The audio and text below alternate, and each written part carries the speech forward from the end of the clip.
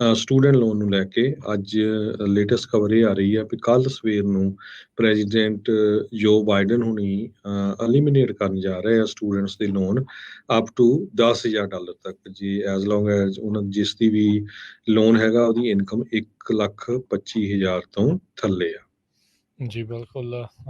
ਇਹ ਇਸ ਨੂੰ ਲੈ ਕੇ ਤਾਂ ਜਿਹੜਾ ਹਰਜੋਤ ਸਿੰਘ ਜੀ ਕਾਫੀ ਰੌਲਾ ਬੜੇ ਚਿਰ ਦਾ ਜਿਹੜਾ ਉਹ ਚੱਲ ਰਿਹਾ ਸੀ।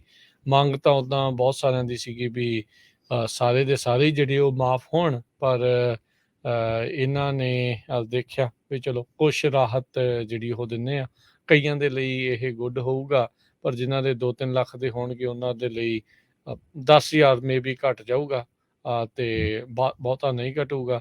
ਤੇ ਕਈਆਂ ਦੀ ਜਿਨ੍ਹਾਂ ਦੀ ਇਨਕਮ ਵੀ ਫਿਰ 1,25,000 ਤੋਂ ਉੱਤੇ ਹੋਈ, ਤੇ ਉਹਨਾਂ ਦੇ ਲਈ ਫਿਰ ਇਹ ਵੀ ਦੇਖਣਾ ਹੋਊਗਾ ਵੀ ਕੀ ਕੁਛ ਘਟੂਗਾ ਜਾਂ ਬਿਲਕੁਲ ਹੀ ਨਹੀਂ ਘਟੂਗਾ। ਇਹ ਜਿਹੜਾ ਹੁਣ ਕੱਲ੍ਹ ਨੂੰ ਮੋਸਟ ਪ੍ਰੋਬਬਲੀ ਇਸ ਦੇ ਉੱਤੇ ਹੋਰ ਕਲੈਰਿਟੀ ਆਊਗੀ ਜਦੋਂ ਇਹਨਾਂ ਨੇ ਐਕਚੁਅਲ ਦੇ ਵਿੱਚ ਹਰਜੋਤ ਸਿੰਘ ਜੀ ਪੂਰੇ ਦਾ ਪੂਰਾ ਪਲਾਨ ਜਿਹੜਾ ਇਸ ਬਾਬਤ ਦੱਸਿਆ।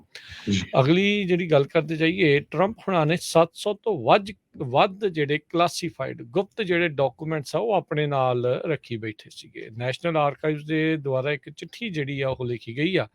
ਸਾਬਕਾ ਰਾਸ਼ਟਰਪਤੀ ਦੇ ਲਾਇਰਸ ਉਹਨਾਂ ਨੇ ਇਹ ਦੱਸਿਆ ਹੈ ਵੀ ਜਸਟਿਸ ਡਿਪਾਰਟਮੈਂਟ ਦੇ ਅਧਿਕਾਰੀਆਂ ਨੇ ਇਹ ਅਲਾਰਮ ਘੁੱਗੂ ਜਿਹੜਾ ਆ ਉਹ ਵਜਾਇਆ ਸੀਗਾ ਵੀ ਜਦੋਂ ਉਹਨਾਂ ਨੂੰ ਪਤਾ ਲੱਗਾ ਵੀ ਮਾਰ-ਆ-ਲਾਗੋ ਦੇ ਵਿੱਚ ਇੱਦਾਂ ਦੇ ਜਿਹੜੇ ਡਾਕੂਮੈਂਟਸ ਆ ਉਹ ਹੋ ਸਕਦੇ ਆ। ਸੋ ਇਹ ਇੱਕ ਹੋਰ ਨਵਾਂ ਜਿਹੜਾ ਮਸਲਾ ਹੈ ਉਹ ਬਣਿਆ ਪਿਆ। ਸੋ ਫਾਰ ਜਿੰਨੇ ਬਕਸੇ 15 ਬਾਕਸਿਸ ਕਹਿੰਦੇ ਵਾਈਟ ਹਾਊਸ ਰੈਕਰਡਸ ਦੇ ਕਲੈਕਟ ਕੀਤੇ ਗਏ ਸੀ ਟਰੰਪ ਹੁਣਾਂ ਦੇ ਘਰੋਂ ਫਲੋਰੀਡਾ ਦੇ ਵਿੱਚ ਜਿਹੜਾ ਸੀਗਾ ਤੇ ਉਹ ਜਿਹੜੇ ਜਨਵਰੀ 2020 ਦੇ ਵਿੱਚ ਸੀਗੇ। ਨੈਸ਼ਨਲ ਆਰਕਾਈਵਜ਼ ਨੇ ਆਈਡੈਂਟੀਫਾਈ ਕੀਤਾ ਵੀ 100 ਡਾਕੂਮੈਂਟਸ ਜਿਹੜੇ ਆ ਉਹ ਕਲਾਸੀਫਿਕੇਸ਼ਨ ਮਾਰਕਿੰਗਸ ਵਾਲੇ ਜਿਹੜੇ ਸੀਗੇ, ਜਿਨ੍ਹਾਂ 'ਚ ਕਈ ਟੌਪ ਸੀਕਰੇਟ ਤੇ ਕਈ ਜਿਹੜੇ ਸਪੈਸ਼ਲ ਐਕਸੈਸ ਪ੍ਰੋਗਰਾਮਸ ਜਿਹੜੇ ਸੈਂਸਿਟਿਵ ਇੱਦਾਂ ਦੇ ਪ੍ਰੋਗਰਾਮ ਸੀ ਉਹਨਾਂ ਦੇ ਨਾਲ ਜੁੜੇ ਹੋ ਸਕਦੇ ਸੀਗੇ।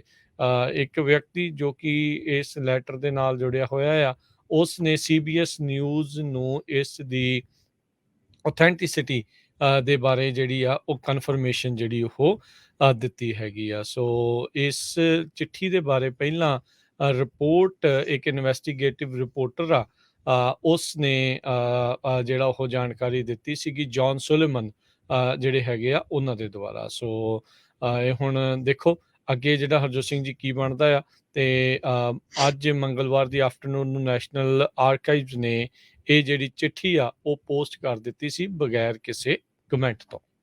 ਸਟੂਡੈਂਟ ਲੋਨ ਨੂੰ ਲੈ ਕੇ ਅੱਜ ਲੇਟੈਸਟ ਖਬਰ ਇਹ ਆ ਰਹੀ ਹੈ ਵੀ ਕੱਲ੍ਹ ਸਵੇਰ ਨੂੰ ਪ੍ਰੈਜ਼ੀਡੈਂਟ ਜੋ ਬਾਈਡਨ ਹੁਣੀ ਐਲੀਮੀਨੇਟ ਕਰਨ ਜਾ ਰਹੇ ਆ ਸਟੂਡੈਂਟਸ ਦੇ ਲੋਨ ਅਪ ਟੂ $10,000 ਤੱਕ ਜੀ, ਐਜ਼ ਲੌਂਗ ਐਜ਼ ਉਹਨਾਂ ਜਿਸ ਦੀ ਵੀ ਲੋਨ ਹੈਗਾ ਉਹਦੀ ਇਨਕਮ 1,25,000 ਤੋਂ ਥੱਲੇ ਆ।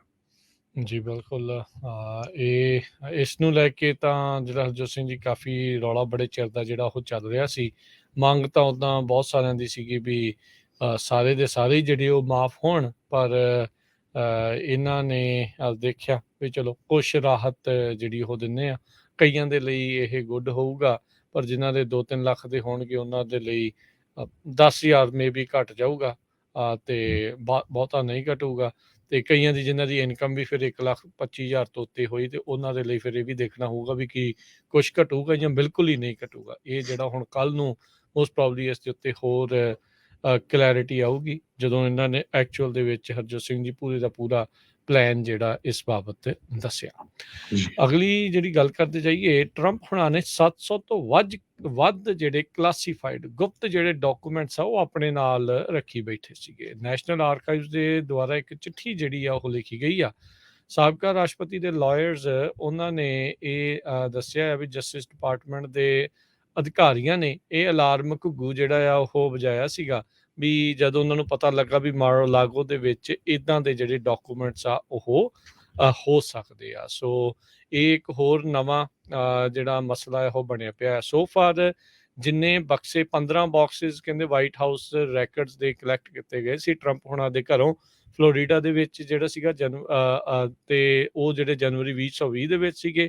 ਨੈਸ਼ਨਲ ਆਰਕਾਈਵਜ਼ ਨੇ ਆਈਡੈਂਟੀਫਾਈ ਕੀਤਾ ਵੀ 100 ਡਾਕੂਮੈਂਟਸ ਜਿਹੜੇ ਆ ਉਹ ਕਲਾਸੀਫਿਕੇਸ਼ਨ ਮਾਰਕਿੰਗਸ ਵਾਲੇ ਜਿਹੜੇ ਸੀਗੇ, ਜਿਨ੍ਹਾਂ 'ਚ ਕਈ ਟੌਪ ਸੀਕਰੇਟ ਤੇ ਕਈ ਜਿਹੜੇ ਸਪੈਸ਼ਲ ਐਕਸੈਸ ਪ੍ਰੋਗਰਾਮਸ ਜਿਹੜੇ ਸੈਂਸਿਟਿਵ ਇਦਾਂ ਦੇ ਪ੍ਰੋਗਰਾਮ ਸੀ ਉਹਨਾਂ ਦੇ ਨਾਲ ਜੁੜੇ ਹੋ ਸਕਦੇ ਸੀਗੇ।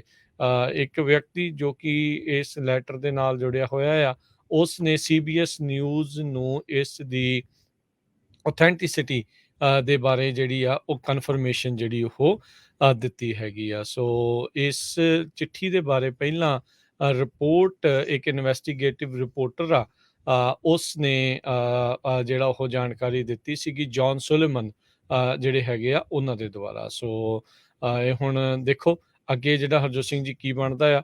ਤੇ ਅੱਜ ਮੰਗਲਵਾਰ ਦੀ ਆਫਟਰਨੂਨ ਨੂੰ ਨੈਸ਼ਨਲ ਆਰਕਾਈਵਜ਼ ਨੇ ਇਹ ਜਿਹੜੀ ਚਿੱਠੀ ਆ ਉਹ ਪੋਸਟ ਕਰ ਦਿੱਤੀ ਸੀ ਬਗੈਰ ਕਿਸੇ ਕਮੈਂਟ ਤੋਂ।